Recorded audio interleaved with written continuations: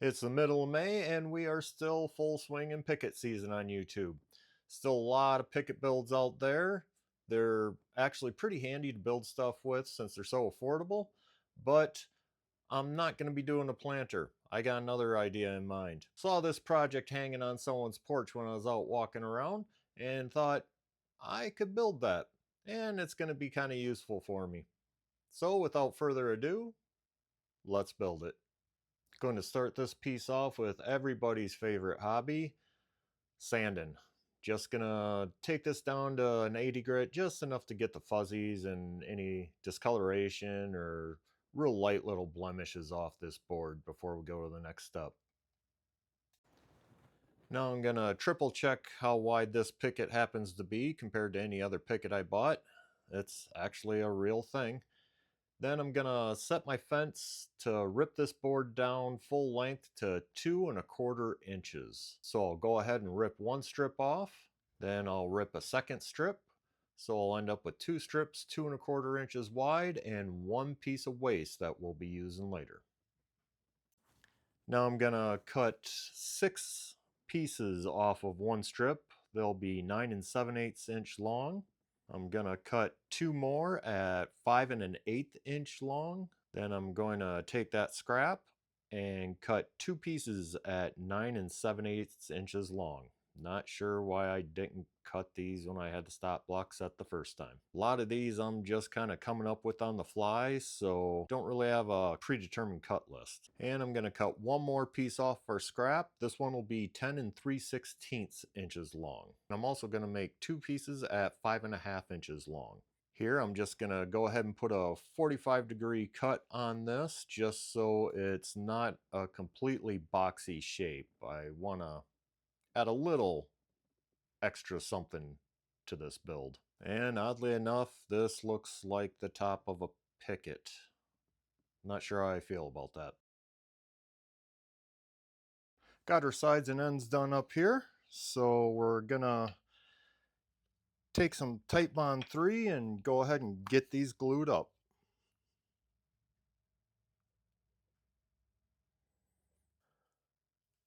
Gonna add just a little bit more glue to these ends now that the end grain has soaked it in. Give them a spread and we'll get to clamping. Try to get everything flushed up decent. Looks pretty good. Get our clamp over here. See how close I actually sized this thing.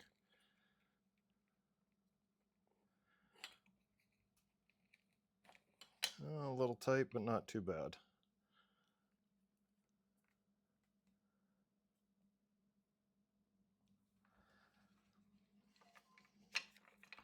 And to help give this a little extra hold, I'll throw a couple pin nails in it.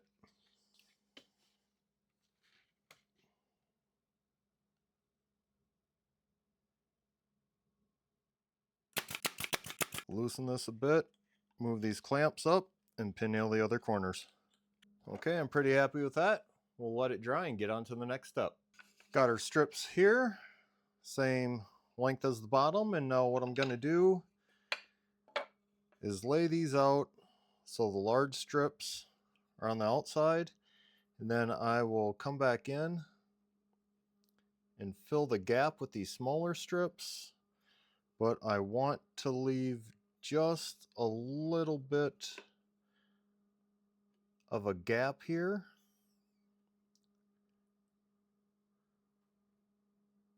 Not so much that the seeds can fall out, but any water that might accumulate can fall out. So I'll go ahead and get these glued up and get some pin nails in it.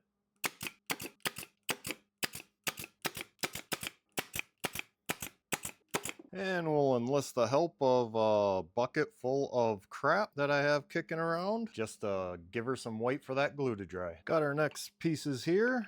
Got the backs and the sides. I just went ahead and did a little sanding just to give them a bit of a profile.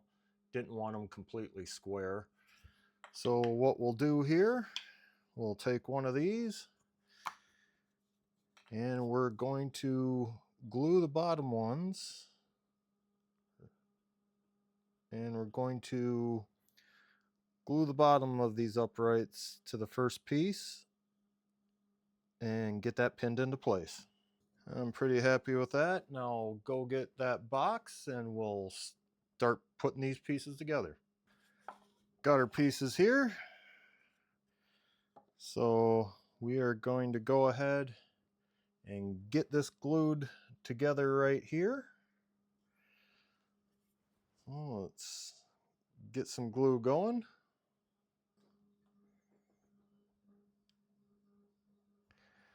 Get this settled down and lined up here.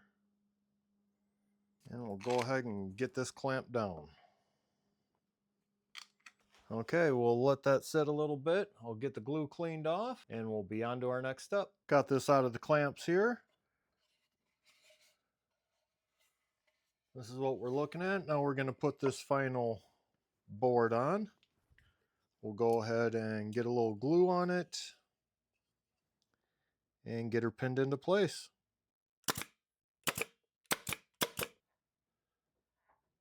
And there we go. Now I'm going to give that a little bit of time to dry on the back here. Might even throw a clamp or two on it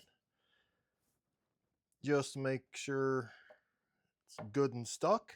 And we'll get down to figuring out how we're going to hang this. Got things pretty dried up here. Still need to let her sit overnight to be good and cured, but this should start. I went ahead and marked center on these corners, and I'm going to go ahead and drill a small shallow hole on each of these marks. Good thing this is cedar, otherwise my drill would probably stall out. So I'm gonna go ahead and clean those holes up, and the small bracket piece that we used from the scrap, I'm gonna go ahead and pop a few holes in that and we'll get down to stringing this up. Got my paracord all done up. I did go ahead and take the liberty of putting 2 through holes through our hanging beam and 2 just partially drilled. So we'll get that put together too. Got this 5-minute epoxy here. So we'll go ahead and get some epoxy in these holes and get everything ready to be hung. So we will put one end of paracord in, give it a light twist, take the other one,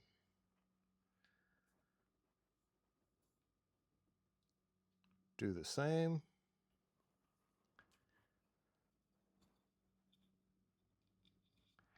We'll thread this through on both of them. That one's already coming out.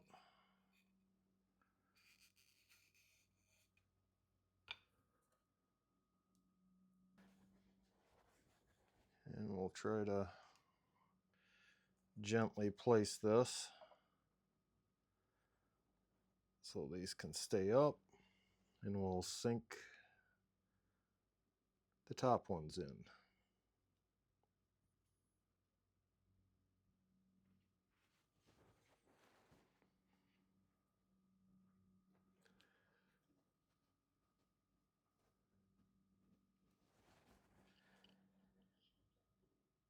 And while that's sitting there, we'll get our hanger string put in here as well before this epoxy dries up on us.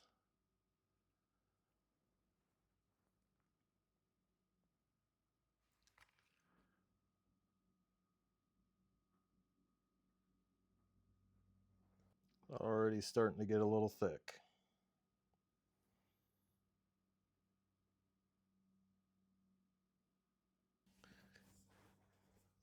We'll throw this one in here, try to not disrupt the other joints.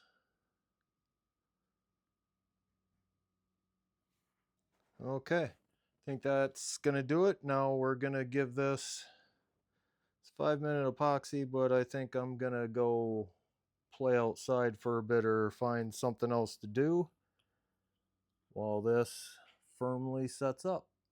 Back when it's dry. Got everything all dried up and taken care of here, and we still actually have a good chunk of picket left. So this is really, really easy to do out of one Picket, even if you did upscale it a little bit. And here's the final project. Just a cute little, kind of like a swing bird feeder. Think next time if I build this again, I will probably take these slats and rip them in half.